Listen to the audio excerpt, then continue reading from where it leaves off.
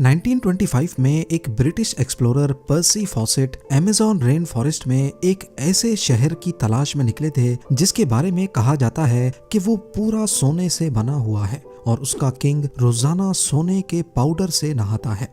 लेकिन उस दिन पर्सी फॉसेट अपने कैंप से निकले तो थे लेकिन फिर कभी वापस नहीं लौटे।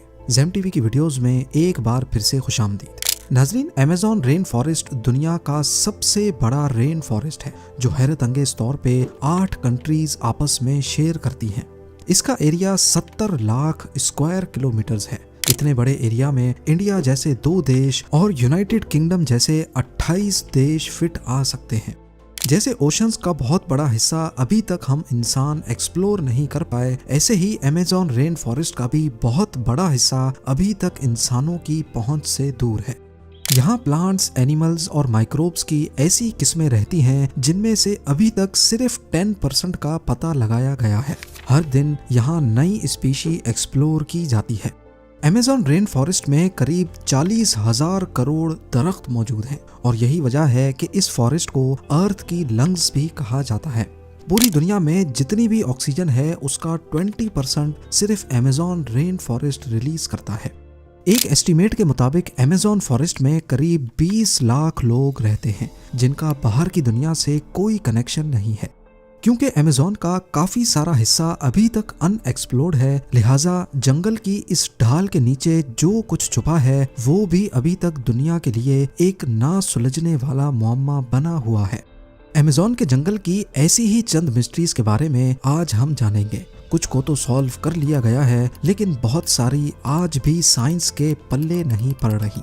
सबसे पहले बात करते हैं सिटी ऑफ गोल्ड के बारे में। अमेज़न फॉरेस्ट की आज तक की सबसे बड़ी मिस्ट्री है यहाँ की सिटी ऑफ गोल्ड, जिसको एल डोराडो भी कहा जाता है। कहा जाता है कि किसी दौर में यहाँ एक ऐसा शहर था जो पूरा सोने से बना होता था और यहाँ का किंग रोजाना सोने के पाउडर से नहाकर अमेज़न रिवर में वो सारा सोना बहा देता था। जी हाँ, 16th सेंचुरी में यूरोपियंस साउथ अमेरिका में आए थे जहाँ अमेज़न फॉरेस्ट मौजूद है। वो अपने साथ काफी सोल्जर्स और इस इलाके पर कब्जा करने का प्लान बनाकर आए थे। यहाँ उनका सामना अमेज़न के लोकल लोगों से हुआ जिन्होंने यहाँ अपने शहर बसाए हुए थे। यूरोपियंस ने उनके बनाए हुए शहरों पर कब्जा कर लिया और 16th सेंचुरी के आखिर में उनको खबर मिली कि अमेज़न फॉरेस्ट के डीप में एक ऐसा शहर भी है जो पूरा सोने से बना हुआ है। तो इसी पर यूरोपियंस ने इस एल डोराडो सिटी की तलाश शुरू कर दी। पूरा अमेज़न फॉरेस्ट छान लेने के बाद उनको यहाँ के बहुत सारे कबीले तो जरूर मिले लेकिन जिस शहर की तलाश थी वो ना मिल सका, जबकि यहाँ उनको काफी सारा सोना जरूर मिला। अगले 200 सालों तक तलाश जारी रखने के बाद आखिरकार एल डोराडो को मिथ डिक्लेयर कर दिया गया। उसके बाद 19th सेंचुरी में एक ब्रिटिश एक्सप्लोरर पर्सी फॉसेट ने एल डोराडो को एक बार फिर से तलाश करने का फैसला किया। उन्होंने अमेज़न में टोटल 8 एक्सपीडिशंस किए लेकिन इस दौरान उनको एल डोराडो तो दूर की बात दूसरे शहर भी नहीं मिले जिनका जिक्र यूरोपियंस ने किया था। अपने आखिरी एक्सपीडिशन में पर्सी फॉसेट अमेज़न के बीच में मौजूद थे जब आखिरी बार उनसे राब्ता हुआ था। उसके बाद वो तलाश में निकले तो दोबारा कभी लौटकर नहीं आए। ये 29 मई 1925 का दिन था और जिस जगह से वो गायब हुए वो ब्राजील की स्टेट मैटो ग्रोसो थी। उनको कई महीनों तक तलाश किया गया लेकिन ना ही पर्सी फॉसेट मिले और ना ही उनकी डेड बॉडी। साइंटिफिक कम्युनिटी का मानना है कि ये जगह इंसानों के रहने के काबिल नहीं है, लिहाजा यहाँ कोई शहर या विलेज नहीं बस सकता। लेकिन वक्त के साथ जब टेक्नोलॉजी काफी एडवांस हो गई तो फिर अमेज़न में कुछ ऐसे निशानात मिले जिससे ये जाहिर होता है कि किसी दौर में यहाँ इंसानों ने पूरे शहर बसाए हुए थे। असल में पर्सी फॉसेट जिस जगह तलाश कर रहे थे वो जगह तो बिल्कुल सही थी लेकिन ढूंढने का तरीका सही नहीं था। यहाँ कई मकामात पर रिसर्चर्स को जमीन के अंदर ह्यूमन वेस्ट दबा हुआ मिला है। साइंसदानों ने अमेज़न में कई मकामात पर लिडार स्कैनिंग डिवाइस का इस्तेमाल करके घने जंगल की लेयर के नीचे पत्थर से बने स्ट्रक्चर्स भी ढूंढे हैं जिनको वक्त के साथ साथ जंगल ने छुपा दिया है। नेशनल जियोग्राफिक की टीम ने भी कैरेबियन के साहिल से 15 किलोमीटर अंदर अमेज़न में एक ऐसा शहर तलाश किया है जिसमें 2500 साल पुराने पूरे स्ट्रक्चर पहाड़ों के अंदर दबे हुए पाए गए। लेकिन इनमें एल डोराडो कौन सा है और आखिर ये इतने बड़े अमेज़न फॉरेस्ट में किस जगह मौजूद था, ये आज तक साइंटिफिक कम्युनिटी के लिए एक मिस्ट्री बना हुआ है। नंबर 4, अमेज़न के इस वसी बयाबान जंगल में काफी ऐसे कबीले भी रहते हैं जिन्होंने आज तक बाहर की दुनिया को देखा ही नहीं है। जी हाँ, ये लोग जंगल में कैसे जिंदगी गुजारते हैं इसके बारे में एंथ्रोपोलॉजिस्ट भी सही से नहीं जानते। इनमें से एक कबीला पिरिकपुरा के नाम से जाना जाता है जो वेस्टर्न ब्राजील में रहता है। इस कबीले में पहले हजारों लोग थे लेकिन अभी सिर्फ 15 से 20 ही बचे हैं। इस कबीले के बारे में हम भी 1998 के बाद ही जान पाए हैं जब पहली बार इनका बाहर की दुनिया से राब्ता हुआ था। उनकी लैंग्वेज से ऐसा लग रहा था कि शायद वो अपना दुख दर्द बयान करना चाहते हैं। एंथ्रोपोलॉजिस्ट ने जब उनकी बातों को डिकोड किया तो मालूम पड़ा कि उनका कबीला पहले काफी स्ट्रॉन्ग हुआ करता था, लेकिन फिर कुछ कब्जा माफिया ने फॉरेस्ट में माइनिंग करने के लिए उनके तमाम साथियों को बुरी तरह मार डाला, जिनमें से ये चंद लोग बच गए थे। ऐसे पता नहीं कितने ट्राइब्स हैं जो अमेज़न जंगल के बीच अपनी दुनिया बसाए बैठे हैं। ये लोग कहां से आए थे, क्या इनका हजारों साल पहले यहाँ बसने वाले कबीलों से कोई कनेक्शन है, इस बारे में आज तक कोई नहीं जान पाया।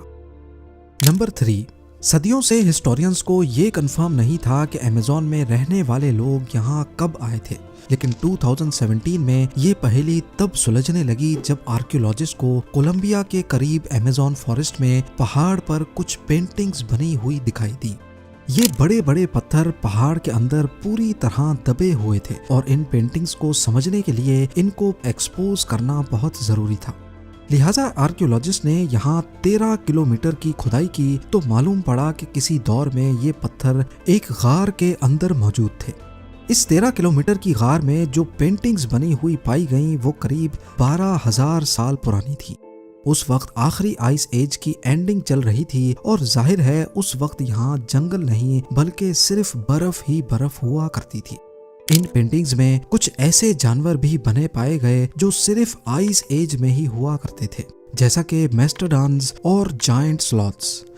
इन पेंटिंग से ये भी अंदाजा लगाया गया कि उस दौर में यहाँ इंसान किस हालत में रहते थे और कैसे वो अपने से भी बड़े जानवरों का शिकार करते थे। नंबर 2, 2019 में साइंटिस्ट तब चौंक गए जब उनको नॉर्थ ब्राजील में अमेज़न फॉरेस्ट के माराजोआ आइलैंड पर एक मरी हुई हम्पबैक व्हेल मिली। हैरानी की बात व्हेल का मरना नहीं था बल्कि इसके मरने की टाइमिंग कुदरत के निजाम के खिलाफ थी। ना सिर्फ इतना बल्कि व्हेल अमेज़न रिवर के करीब जमीन के ऊपर पाई गई थी। असल में 10 टन भारी ये व्हेल का बच्चा था। ये व्हेल्स सर्दियों की स्टार्टिंग में यानी अक्टूबर से नवंबर में अमेज़न के करीब समंदर में गर्म पानी एंजॉय करती हैं, लेकिन फिर ये खाने की तलाश में साउथ की तरफ एंटार्क्टिका के करीब चली जाती हैं। लेकिन ये व्हेल फरवरी में अमेज़न के करीब कैसे मरी थी? इन्वेस्टिगेशन से मालूम पड़ा कि ये जिस दिन मिली थी उससे सिर्फ 4 दिन पहले मरी थी। ना ही इसकी बॉडी पे किसी शिकार के निशानात थे और ना ही इसको कोई चोटें लगी हुई थी। तो अब यहाँ कई सवाल उठते हैं। पहला ये कि व्हेल इस मौसम में यहाँ कैसे पहुंची, ये समंदर से अमेज़न रिवर में क्यों आई और सबसे बढ़कर ये अमेज़न फॉरेस्ट के बीच जमीन तक कैसे पहुंची। वो दिन और आज का दिन, ये मिस्ट्री कभी सॉल्व नहीं हो पाई। और अब नंबर 1, अमेज़न फॉरेस्ट का एक और सीक्रेट 2013 में डिस्कवर हुआ था जब पेरू के करीब एक केमिस्ट्री के स्टूडेंट को अमेज़न में ये अजीबो गरीब स्ट्रक्चर मिला। ये एक प्लांट के पत्ते के ऊपर बना हुआ था जो देखने में काफी मिस्टीरियस लग रहा था। इसके ठीक सेंटर में सिल्क से एक कोन बनी हुई थी और इसके चारों तरफ सिल्क से ही एक जबरदस्त फेंस भी बनी हुई थी। उस स्टूडेंट ने इस स्ट्रक्चर की फोटोज ली और उनको इंटरनेट पर पोस्ट कर दिया, लेकिन हैरत की बात यह थी कि आज तक ऐसा स्ट्रक्चर किसी ने भी नहीं देखा था। इस पर मजीद जांच पड़ताल के लिए साइंटिस्ट की एक टीम ने पेरू के इस हिस्से को विजिट किया। थोड़ी ही देर में इनको 45 से ज्यादा ऐसे ही स्ट्रक्चर मिल गए। कुछ तो दरख्तों पर बने थे और कुछ प्लांट्स के पत्तों पर। इस मिस्टीरियस स्ट्रक्चर को सिल्क हेंज का नाम दिया गया और इनमें से कुछ को वो अपने साथ लेबोरेटरी लेकर गए। माइक्रोस्कोप की मदद से देखा गया कि फेंस पर छोटे छोटे डस्ट माइट्स घूम रहे थे। ये कीड़े सिल्क प्रोड्यूस नहीं करते, लिहाजा ये बात तो कंफर्म थी कि ये स्ट्रक्चर इन्होंने तो नहीं बनाए थे। चंद दिनों के बाद फेंस के बीच वाली कोन आहिस्ता आहिस्ता फटने लगी और उसमें से एक स्पाइडर का बच्चा बाहर निकला। असल में ये स्ट्रक्चर स्पाइडर की एक खास स्पीशी ने बनाए थे जो सिर्फ वेस्टर्न अमेज़न में ही पाई जाती है। ये स्पाइडर अपने अंडों के गिर्द फेंस इस वजह से बनाते हैं ताकि इसमें छोटे छोटे डस्ट माइट्स फंस जाएं और जब उनका बच्चा अंडे से बाहर निकले तो उसके पास खाने के लिए कुछ मौजूद जरूर हो। उम्मीद है जेम टीवी की ये वीडियो भी आप लोग भरपूर लाइक और शेयर करेंगे। आप लोगों के प्यार भरे कमेंट्स का बेहद शुक्रिया। मिलते हैं अगली शानदार वीडियो में।